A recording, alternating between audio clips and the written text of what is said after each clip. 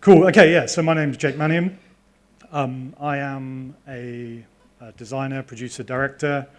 Thank you for coming. It's nice to see so many people here. So today I'm going to talk about how games for good, and I do this a lot when I say games for good, can be really good, right? It's a weird term. I'm going to explain that term in a bit. If you don't get it, don't worry about it. It's not a very good one. I'm also going to be introducing you to a bunch of really cool studios and people that are working all over the scene. And it's only a tiny slice. But they're all doing really good work, and they're doing it well.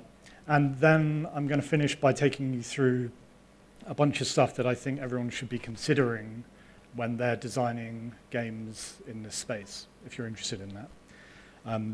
Because it's not very easy. Cool, let's start. I'm just going to open my drink.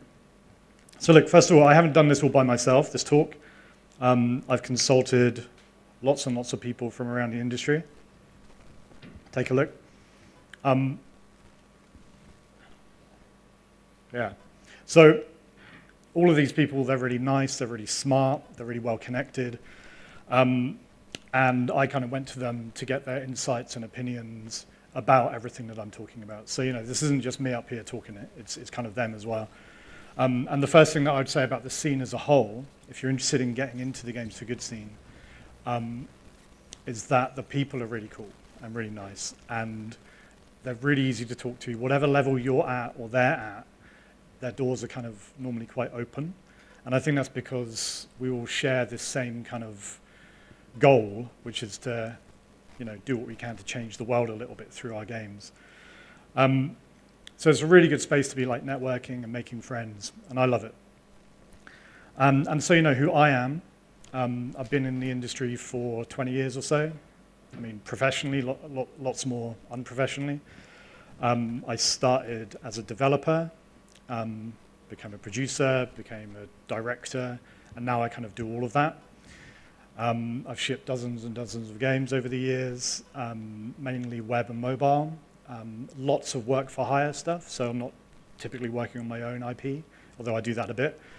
And probably about 75% of what I do is games for good. Not everything, but most of it. This started for me when I was at Aardman Animations. Anyone know Aardman in the UK?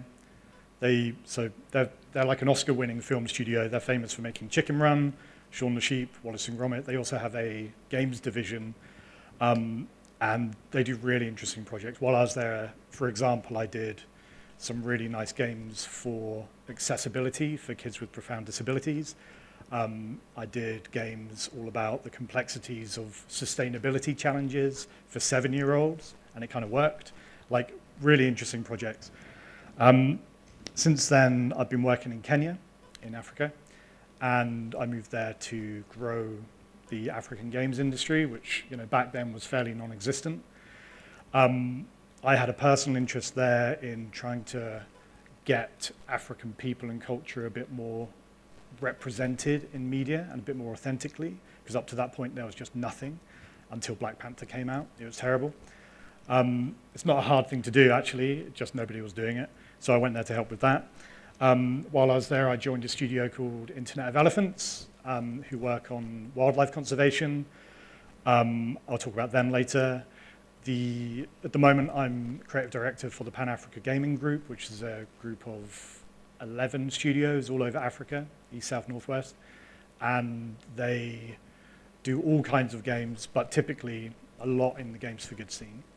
And I'm also at Asiku Games as well, creative director there, and Asiku do primarily work for hire for Games for Good for African players. That's kind of me. I don't think there's much more than that.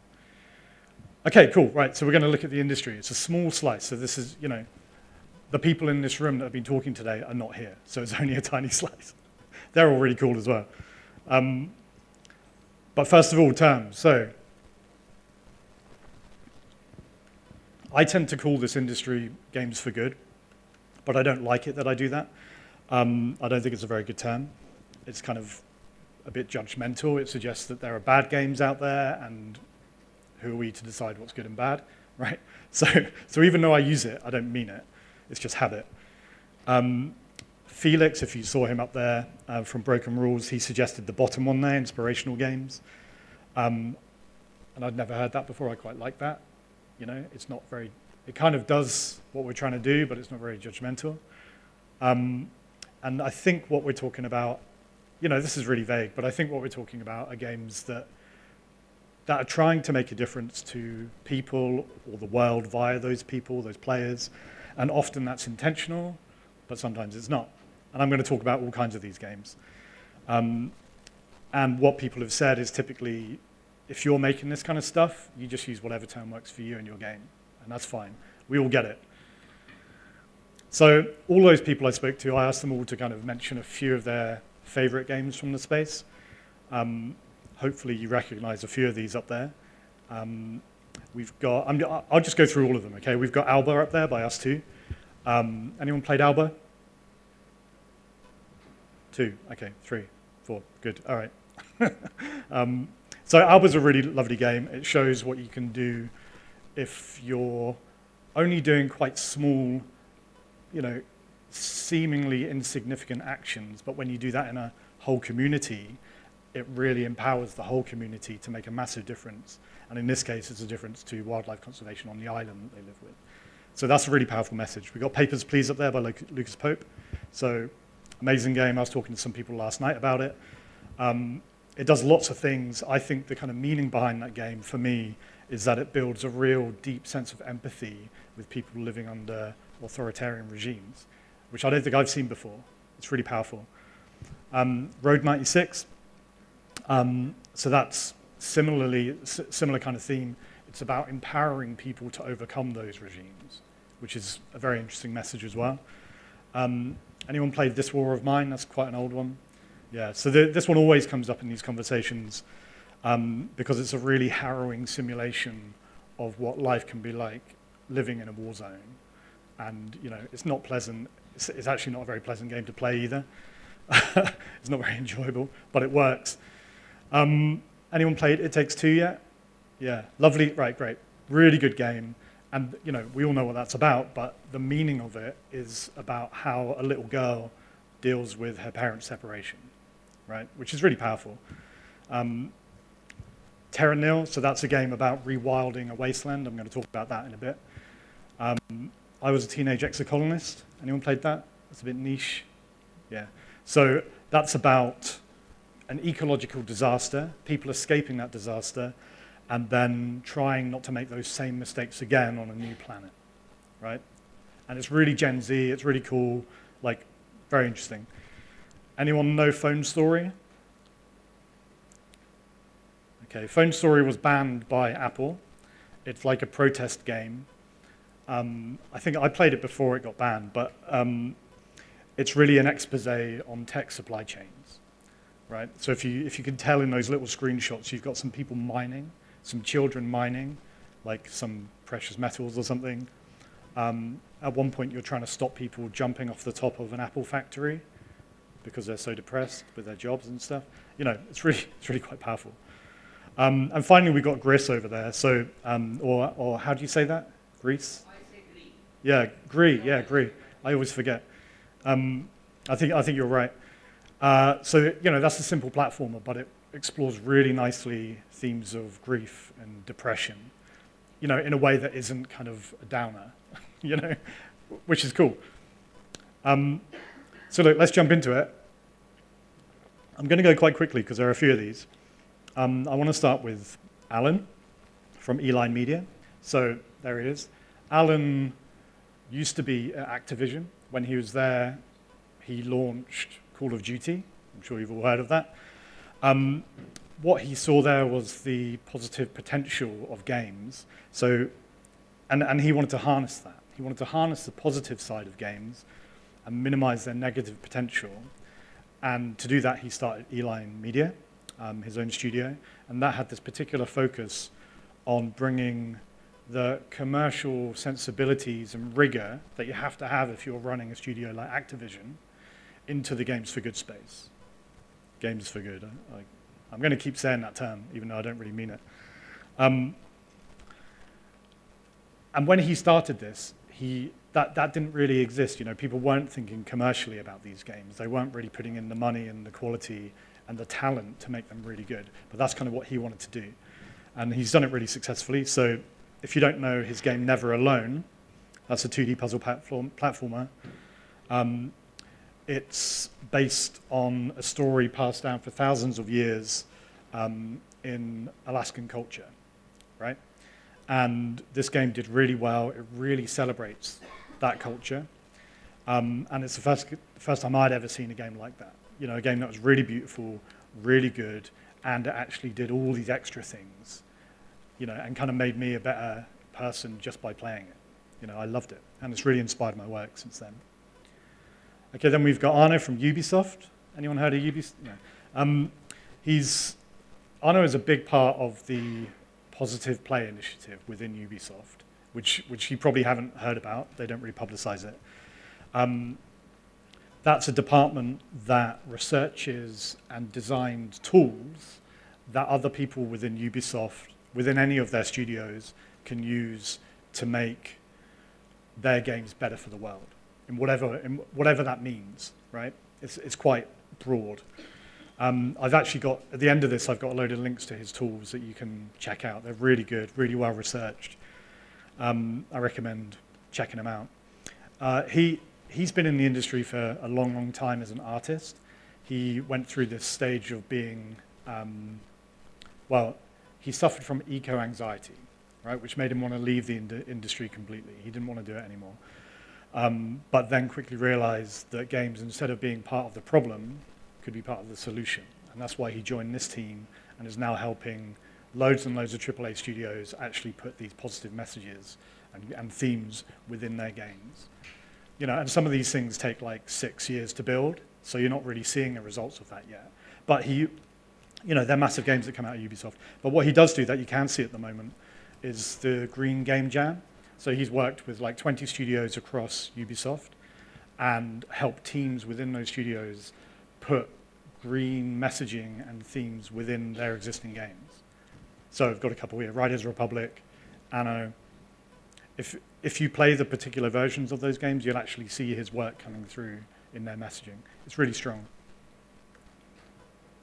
Okay, we got DigiZart. So this is Johan. So he's ex-Ubisoft. He worked on their biggest titles, so Assassin's Creed, Raving Rabbits, King Kong. Eventually, at Ubisoft, he made Valiant Hearts. And that game really, in a really lovely way, shows the kind of human side of war. That game was a really big success. It spurred him to build his own studio, DigiZart. So in that studio, he's exploring themes which are really meaningful to him, that he's really passionate about, but also that he believes his audience is really passionate about, and that haven't been explored in games so far. That's the focus of that studio. 1111 up there, I was a little bit involved with that. That was it was kind of like a spiritual successor to Valiant Hearts. And it's, again, about humans are affected by war, but this time when they're enemies, and how enemies work together, which is always a powerful theme. You know, it happens day to day all over the world. And then Road 96, which is their latest game, it gives you this really deep sense of empowerment against your government, right? In this case, it's, you know, this really powerful government that's kind of down on you. But that feeling is actually really important, I think, when you're dealing with things like climate change and how you deal with that and how you can actually stand up to the powers and get them to do better for the world, you know? So that's in that game. Then we've got Jennifer at Us 2. So if you don't know, Us 2 expanded from a digital agency, you know, doing digital products. They made a few kind of nice small games. Eventually they made Monument Valley, which took the studio really mainstream. And since then they've just put out more and more really lovely work. So we've got Assemble with Care up there. So Assemble with Care is deep down about dealing with planned obsolescence and not allowing you to waste materials. We've got Alba, so like I said, that's working in a community to protect a wildlife sanctuary. And the power of community when you all work together. It's really beautiful. And then the Lost Forest chapter of Monument Valley 2, which is all about forest conservation and really pushing people to get into that and learn about that problem. And everything that they do at us2, it starts with these values, these social impact intentions that they've got. And the great games that they make always start with that seed. You know, all these studios do it in different ways, but for them it always starts with that intention. Then we've got Ellen at Technopilot. Has anyone seen this game, My Child Lebensborn? Yeah, okay. So it's not very mainstream. So Ellen, instead of coming from the games world, she started as a journalist. She turned into a filmmaker, then she turned into a game producer. Okay. All of her funding comes from public grants. And all the games that she makes are about themes that resonate with her and that might also do good for other people that they resonate with, right? But they're not mainstream. Her approach starts with core messaging or feeling that she wants people to walk away with after they played the game, okay? So it's not really about the game experience, but it's what you want people to walk away with and how you want to change them. And then once you've figured that out, you build everything else around that. Yeah, so the platform, the genre, the gameplay, the art direction, it all comes from that one seed. This game, she calls it a dark Tamagotchi, and it's all about building empathy for outcasts in society. And she's working on a sequel right now for this one. It's super cool. Okay, I've got a few wildlife studios now. These all they're related to wildlife conservation. First of all, Internet of Elephants, so I was there for 3 years. Founded by Gautam Shah, and like Ellen, he doesn't come from the games world. He used to be in IT, but he really wanted to get into wildlife conservation. And in that journey, he discovered games and how powerful they could be for doing this kind of thing. He uses games for wildlife storytelling, just like a documentary might, but interactive.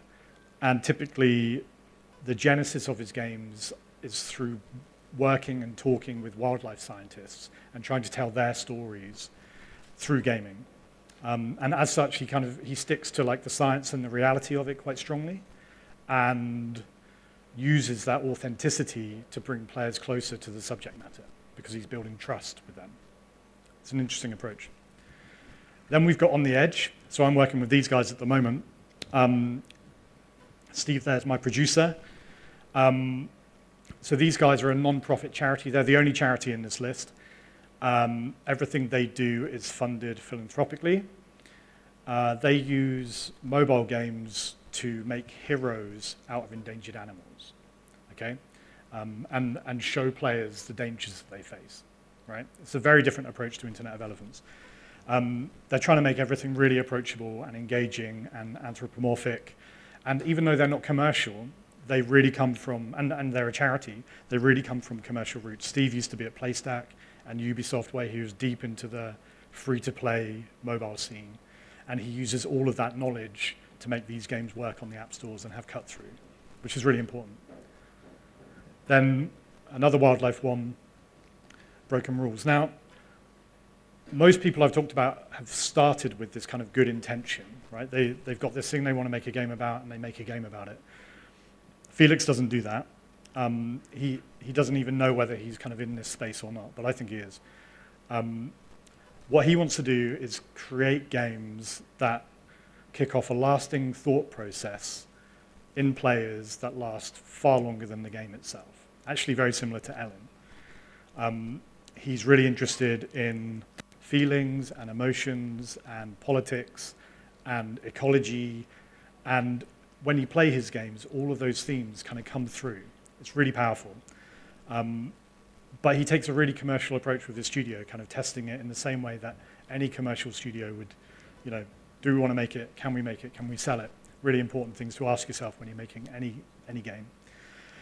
Gibbon Beyond the Trees there. So he made that game not because he wanted to make a game about the challenges of being a gibbon and what's happening to their world. He just thought gibbons were cool. He loved the way they move, how they sound, what their lives must be like in the jungle. But as he got into the game and started researching and working with experts on what their lives are really like, he realized all this terrible stuff that's happening to them.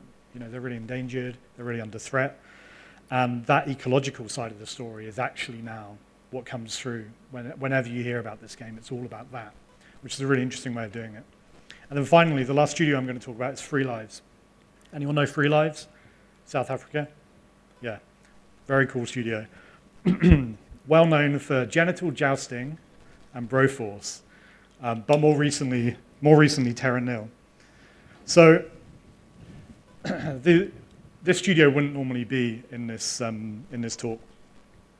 A bit like Felix, they're not coming at games from this kind of saintly place of good intentions. They don't want to change the world. They're really irreverent. They're really funny. They really focus on super tight gameplay that is just tested in the market. But somehow they've managed to create like this year's darling of the Games for Good scene, which is Terra Nil. Everyone loves this. It won awards at Games for Change. It's a subverted city builder where instead of destroying a habitat to build a city, you're taking a wasteland and making a beautiful nature reserve, you know, or a natural world within that. Everyone's talking about it, but it didn't come from that place of good intention, okay? And Sam, the designer, actually believes that if he did start with a good intention for this game, then it wouldn't have done very well at all. He would have been overloaded with scientific accuracy and what really happens when you're trying to rewild an environment.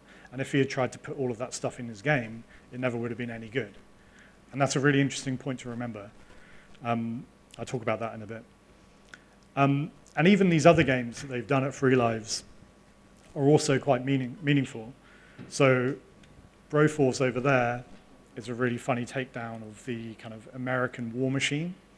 And if you play it, you'll see that. It's really funny. And then even genital jousting, which seems, you know, very juvenile and would probably never be in a Games for Good talk, is actually about toxic masculinity, which is a really powerful topic. And as you play it, you actually learn about all of that stuff, which is really cool. You know, and I had no idea it was about that, you know. Well done, Free Lives.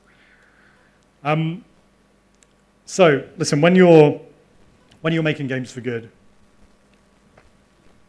like Free Lives and Broken Rules, you don't always have to come from this place of good intentions, right? You can come at it from the left here, where you just want to make a really cool game. If you have something to say, then hopefully that message will come through. And likewise, it is very possible to start with a meaning, like most people do in this space, and that leads you towards doing something great. But you kind of have to do both things really well, okay? You need both sides of that diagram, because otherwise you're just not going to have an impact on the world. And all of the games that we've talked about and all the ones that you do always get those two sides really good, you know, whichever side you start on. Okay, I'm going to whip through some considerations. I'm going to go quite fast, okay? These are all things that I think everyone should be thinking about when they're making their own Games for Good. And I'm presenting them as double-edged swords, the ups and the downs. If anyone knows these swords, let me know and I'll buy you a drink, okay? There's like 9 of them. So first of all, you know, for me, working in this space is full of really good perks, right? You get to work with these amazing experts. You know, I've worked with scientists from like NASA and leading wildlife scientists all over the world. Really, you know, for me, that's really exciting. And I would never have the opportunity to do that normally. And likewise, you get to do all these really cool things. I went and tracked orangutans in Borneo as design research. And I've stood on the stage of the African Union and talked about peace-building games and stuff like that. You know, super cool. But on the flip side, when you're working with all of this really interesting subject matter and experts, all of that accuracy, it's really tempting to put into your game. And if you do that, unless you're making some like crazy 4X strategy game, it's going to ruin your game. You know, so you have to be really careful about which of those bits you actually put in. Otherwise, players are just going to walk away. And likewise, if you're trying to get a particular message across, you have to be quite clear about that message, right? You need to know what your game's about and get it across. But if you're not careful, you're going to be really preachy about it. And if you're really preachy about it, you're going to scare people off. Like this guy from Wasteland is quite scary. What you should be doing is guiding people towards your message, right? You don't want to be telling them what to do, what to think, how to behave. You're just there as a guide. Okay, that's how I think about it anyway. Another thing, so the evidence is there at the moment. The market, they want meaning and impact from the stuff that they're buying, whether it's a game or whether it's a new bank account or whatever. They want that. That's why you see so many adverts talking about it. And there's an increasing number of funders or investors that are really interested in doing good in the world with their money. Not just making money, but making the world a better place. But it's really hard to measure and prove some of the things that they need, okay? So Ubisoft are doing quite well improving the market. So, they've got like actual evidence that the market wants that, which I don't have access to, but it is there. But even where they're still struggling is how you measure impact, okay? So measuring like the behavior change on an individual of whether your game is actually benefiting the world in some way, it's almost impossible without some massive scientific study. And I've done those scientific studies on my own games, but they're so heavy-handed, you cannot possibly do that on all the games out there.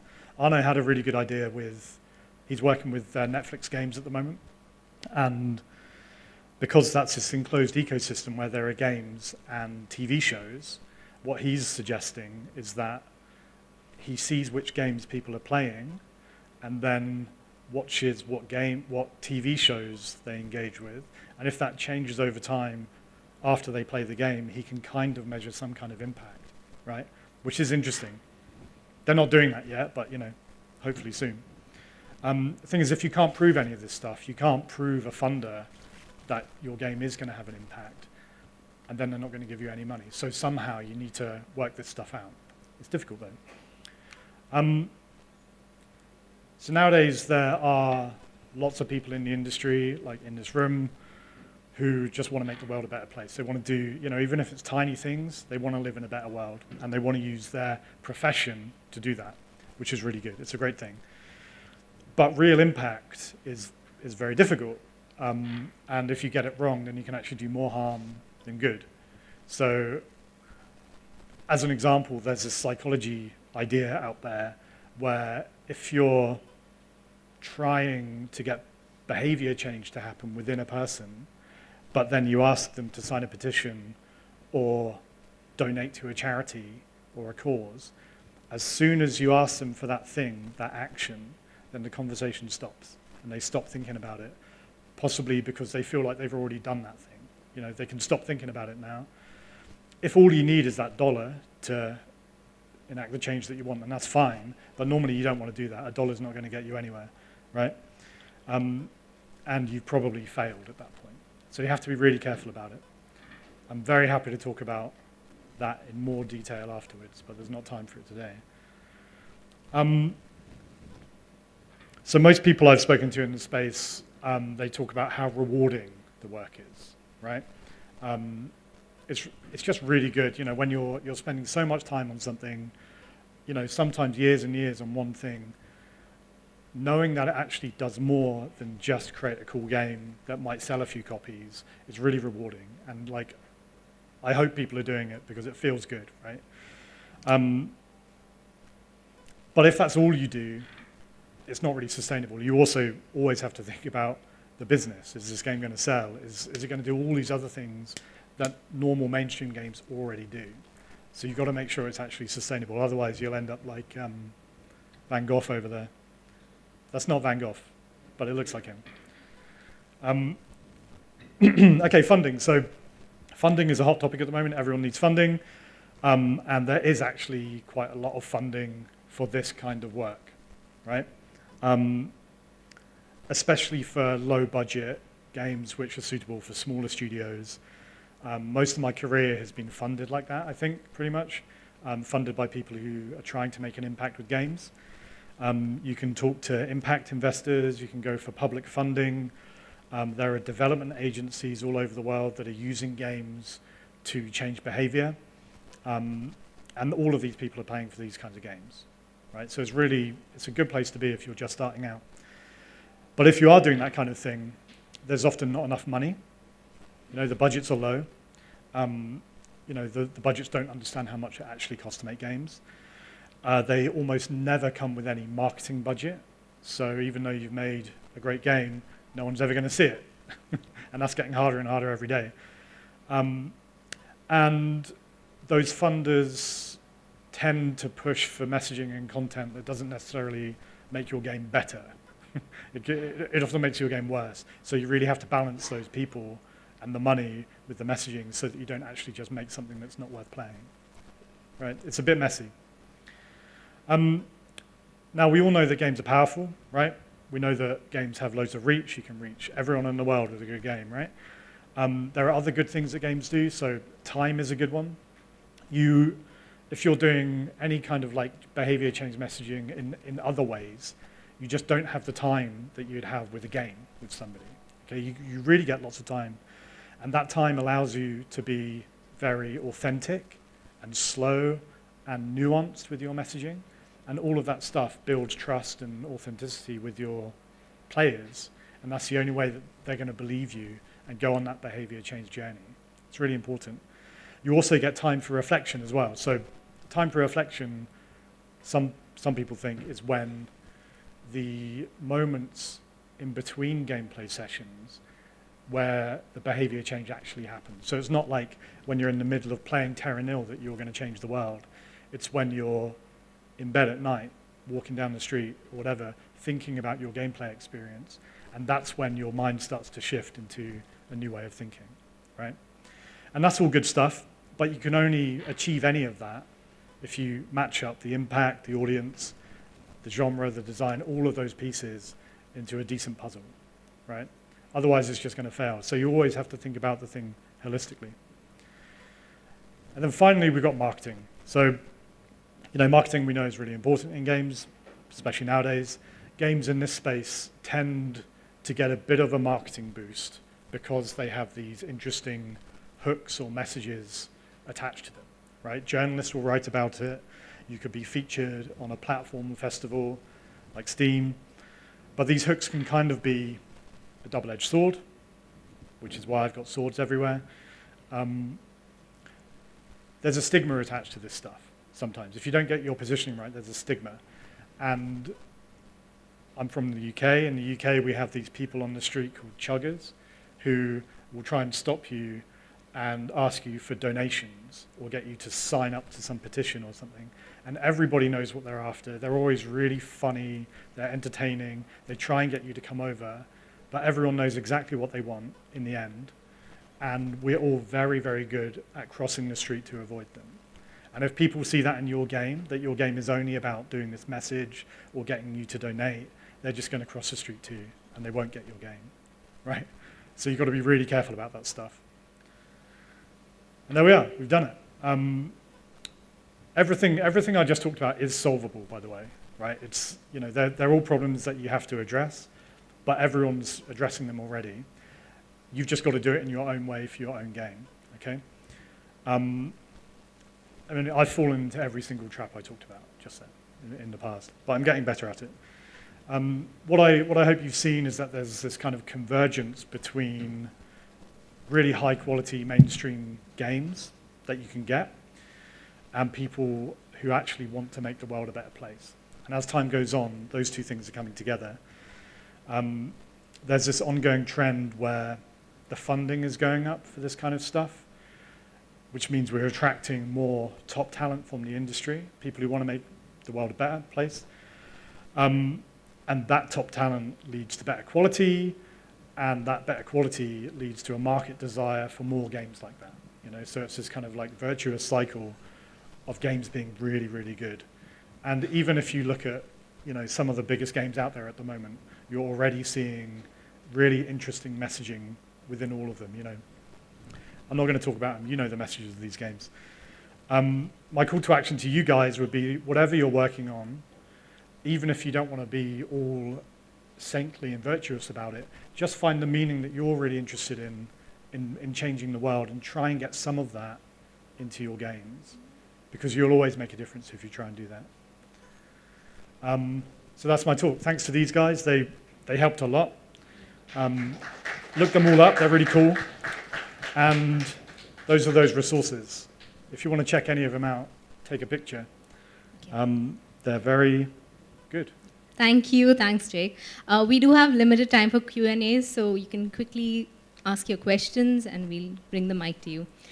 Before that, I also want to take you through the journey of Jake's talk. So obviously, we were very excited by Jake's work and the kind of work that he does, all his projects that he's talked about. And when I approached him and I was like, Jake, let's do the talk. He was supposed to be here last year, so we're really, really excited that he's here this year. And he's like, I could do a talk, but do you think it would be interesting if I spoke to a few people and got these little mini case studies? And we're like, hell yeah, it would be interesting. So, I mean, the amount of work that has gone into putting this talk behind is amazing, and thank you for doing that. That's really amazing. Questions? I can bring the mic to you. Yeah.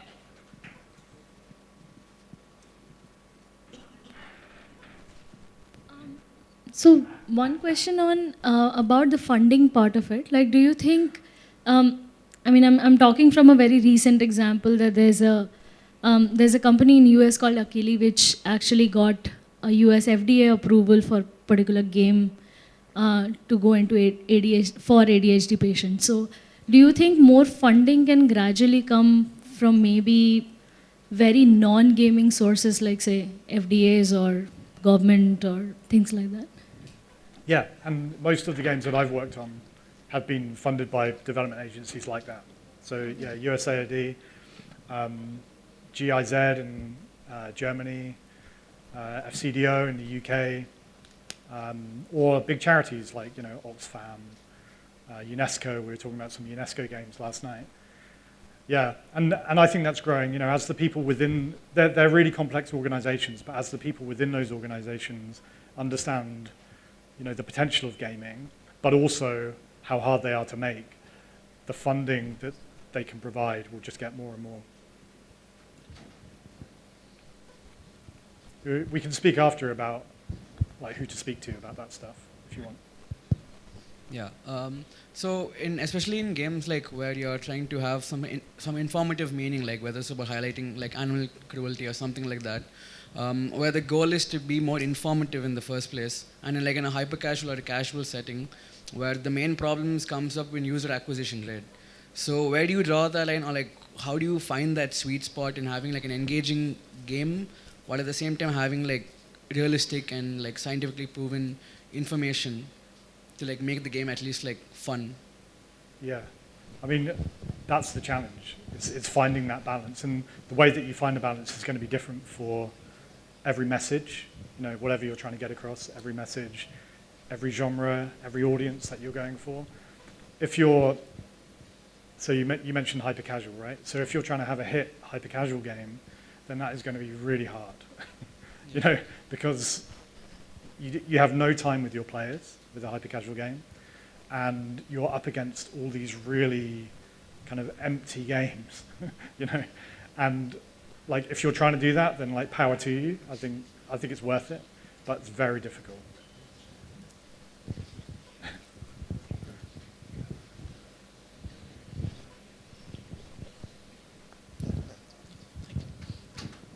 Thank you for the talk, Jake.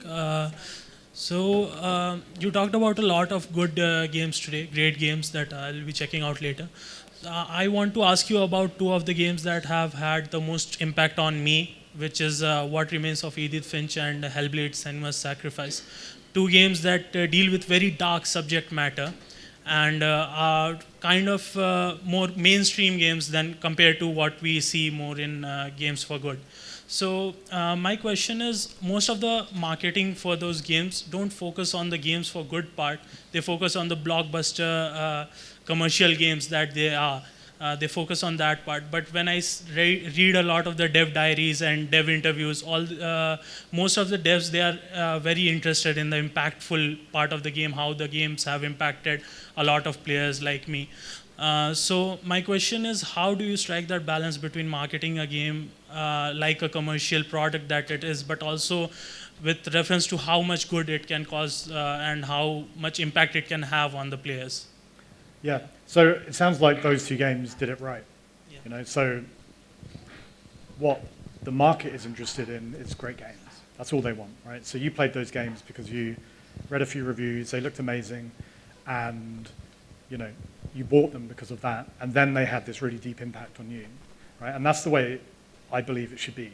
You should always get the game as amazing as you possibly can. And this is kind of what I'm saying is there are so many people in the industry that already want to make a difference in the world. They want to tell stories that are deeply meaningful to people. And if you put them, those interesting, nice people that want to do that in these games projects, then those messages naturally come through and they make the games far more rounded and fuller, which is probably why those games seem to be really good and mainstream, even to like reviewers. It's not the mechanics of Edith Finch that they're talking about, is it? Right? It's the story and how it makes them feel. And that's because it comes from very meaningful people. Like, whether you want to talk about that stuff in your marketing strategy is a tricky subject, and if you don't have to, then you probably shouldn't. But some journalists would want to, right? So yeah, again, like, it's not a good answer, but it's going to be different for every game.